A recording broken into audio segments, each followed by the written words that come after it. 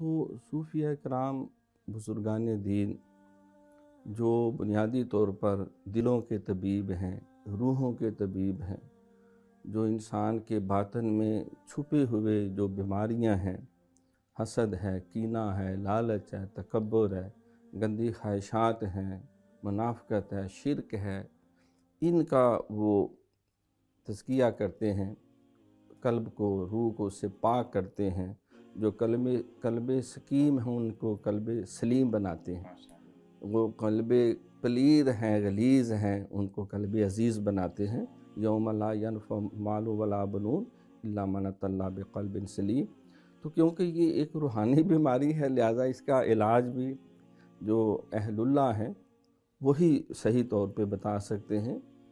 کیونکہ قرآن پاک میں بھی اللہ فرماتے ہیں کہ فاسألوا اہل الذکر ان کنتم لا تعلمون،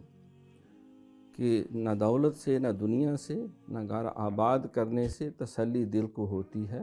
خدا کو یاد کرنے کے، اللہ کے ذکر سے دلوں کو سکون بھی ملتا ہے، دلوں کی تطہیر بھی ہوتی ہے،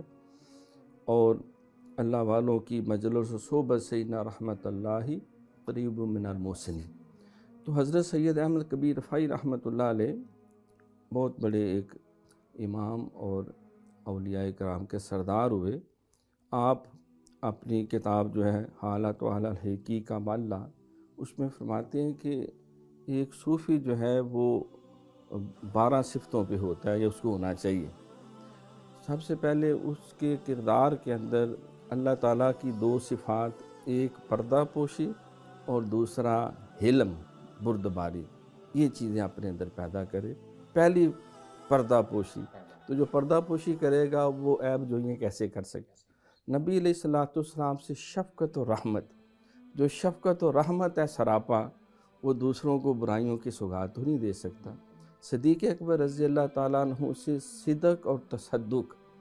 سچ بولنا، سچائی کی راہ پہ چلنا، سچائی کی تعلیم دینا، تصدق اور مخلوق کے ساتھ خیر خواہی اور بھلائی کرنا۔ جیسا سرکار نے فرمایا کہ ارحم امتی بامتی ابو بکر، میری امت میں سب سے زیادہ جو رحم کرنے والا ہے، پیار کرنے والا ہے میرے صحابہ میں،